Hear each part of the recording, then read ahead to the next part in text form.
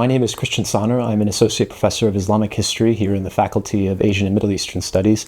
I'm also a fellow in Arabic at New College. And to the point, I am the course coordinator for the MST as well as the MPhil in Islamic Studies and History. The purpose of the graduate program in Islamic Studies and History is to give students a high-level exposure to the cultures, religions, history, and languages of the pre-modern Middle East, essentially from the rise of Islam until roughly about 1800. The graduate program in Islamic Studies and History has two separate tracks. The first degree is the MST, which lasts for 1 year, and the second track is the MPhil, which lasts for 2. There's a high degree of overlap between the two, many common courses, the same exact teaching staff.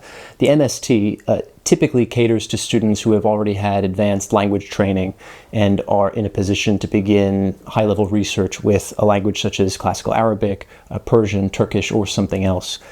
By contrast, the MPhil in Islamic Studies and History is really geared towards those who would not only benefit from that high-level exposure to the history, the religion, literature, and the rest, but also want to undertake the study of a pre-modern Middle Eastern language from scratch, again, typically Arabic, Persian, or Turkish. So the MPhil in Islamic Studies is a 2-year course. The first year is spent doing two main things. The first is introductory language study. Historically, our students have taken up Classical Arabic, Persian, as well as Turkish. Occasionally we have students who do languages slightly further afield, but which fully belong to the cultures in the region of the pre-modern Middle East, languages like Syriac or Hebrew. So they spend about half their time learning those languages from scratch, and the goal here is over the course of the degree to really get those languages up to the level where you can do high-level research, such as the thesis at the end. And then the other half of the student's time in the first year is spent doing high-level introductions to, on the one hand, what we call Islamic history, and that begins with the late antique Middle East and culminates with the study of the early Ottomans. And then the other half of their time is spent doing Islamic religion, and so gaining exposure to a wide array of fields in religious studies broadly conceived, whether that's Islamic law, Sufism, or the study of the Quran. So that's the first year of the MPhil. In the second year of the MPhil, students step into a world of specialized options or modules. One in the fall term and the second in the winter term. And again, these run the gamut from subjects such as the study of Islamic art and architecture in the early Islamic period, the study of Arabic literature, the study of Persian literature, the in-depth study of Arabic historical sources. Those occupy the students for the first 2 terms. Introductory language study continues, and then the real capstone of the MPhil experience is the writing of the thesis. This takes place throughout the second year, but the most intensive period of work is in the winter and in the summer terms. In the case of MPhil students, they write a 25,000-word thesis. In the case of the MSTs, their 1-year course overlaps completely with the second year of the MPhil course. So they skip the first year of introductory language study as well as introductory seminars in Islamic history and religion, and instead they focus exclusively on these optional modules or papers, as we call them, as well as the writing of a thesis. In the case of MST students, their thesis is slightly shorter. Instead of 25,000 words, it is 15,000 words. I think Oxford is surely one of the most exciting and intellectually richest universities in the world for the study of the pre-modern Middle East and pre-modern Muslim cultures.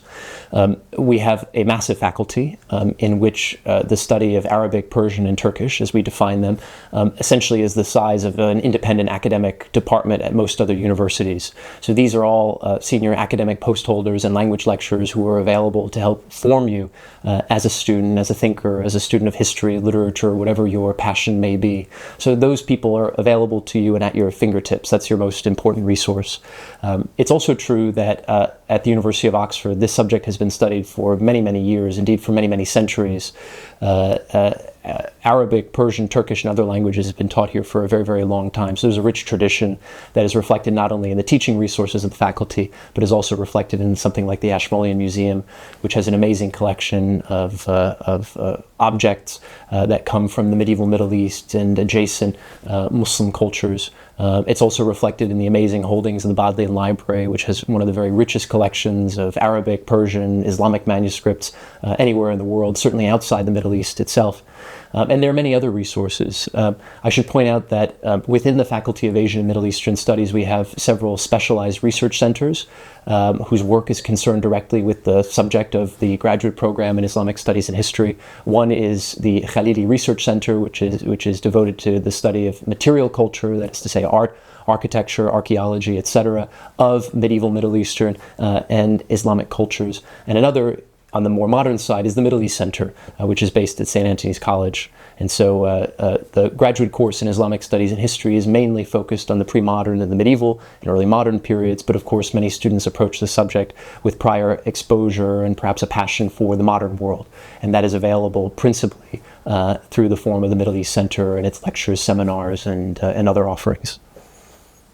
So graduate students in Oxford, whether they're students of Islamic history or really any other subject, have two identities. The first identity is that they belong to a faculty. So in the case of our graduate students, you would apply to the Faculty of Asian and Middle Eastern Studies, and your first and most important intellectual community would be there in the faculty, and specifically the other students who are reading for degrees in Islamic Studies and History.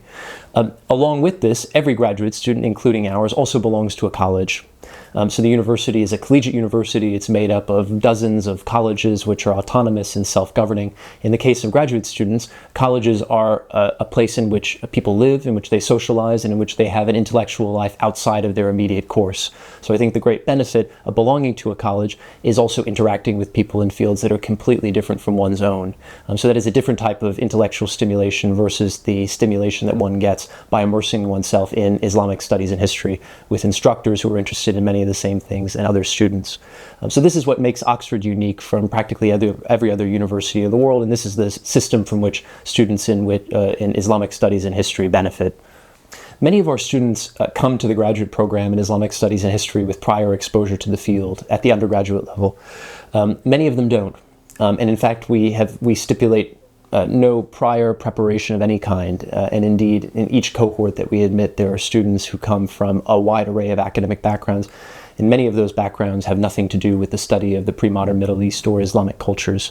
A typical applicant to our program has a strong undergraduate degree in a humanities discipline, whether that is a discipline like history, literature, religion, or indeed someone who maybe has studied the subject before but wants to go even deeper or perhaps veer off into an adjacent subject or a new language. So we accept people from a wide array of backgrounds. What we are looking for are people who are analytically robust, who enjoy learning challenging languages, who have an innate curiosity about the history, cultures, religions of the Middle East, and especially of Islam, and then people who are open to new approaches. So we accept all comers. So the first and most important thing that students should discuss in an application are the reasons that motivate the student to apply for the course. There are a variety of different things that can draw someone into the study of Islamic Studies and History. Again, we don't expect students to come from a single academic background or to share a common motivation. There are a wide range of things that push students into a subject like this. But we want to know what formative intellectual, maybe even personal experiences motivate a student to want to come to Oxford to study this subject. So that's first and foremost. We want to know about your intellectual preparation, what was your background, what are the types of topics you might be interested in if you were admitted to study here at Oxford, and then perhaps if you have a clear picture of this, what do you see yourself doing after Oxford? All of those are useful pieces of information for assessing an application. So all of that usually gets poured into the personal statement. Along with this, we ask for writing samples that will give us a sense of you as a writer, as a thinker, ideally as an analyst of texts, because the core of what we do in the graduate program in Islamic Studies and History is essentially unpacking often complex texts, often in the original language. And so the writing samples that you include in the application are ideally things that help us see you as a student in our classroom. How would you function? How would you interact with the type of material that we assign? We want to see a good preparation for that in your prior education. And then the final thing are, of course, letters of reference. We want to see what your past teachers, mentors, people that formed you intellectually and prepared you for the Oxford course, what they make of you, and think about your fitness and preparedness for Islamic Studies and History. So those are the key parts of the application. And so each year, some number of MST as well as MPhil students who read for degrees in Islamic studies and history hope to continue their education at the next level as doctoral students. Some of them aspire to continue studying here in Oxford for the DPhil, the name of our doctoral degree here. Many of them move on to other universities in Britain and Europe as well as North America. So the graduate degree that we offer is excellent preparation for all of these paths. It is a taste of very high-level research that students develop at an even higher level for the purpose of a doctoral project. So many of the instructors that students will meet for the MST or the MPhil in Islamic Studies and History take doctoral students. We're on the lookout for talented students who show exceptional promise and who can develop their research and develop their passions in the form of a much longer thesis. So those resources are available. We're always open to speaking with students who may want to continue at the next level. One thing that makes the graduate program in Islamic Studies and History special is its breadth and the variety of languages, cultures, and religions that can be studied. So the name of the course, Islamic Studies and History, obviously foregrounds a very, very important religious tradition with a history and culture and linguistic connotations. That, of course, is Islam. So the center of this graduate program is the study of pre-modern Islam and its many forms.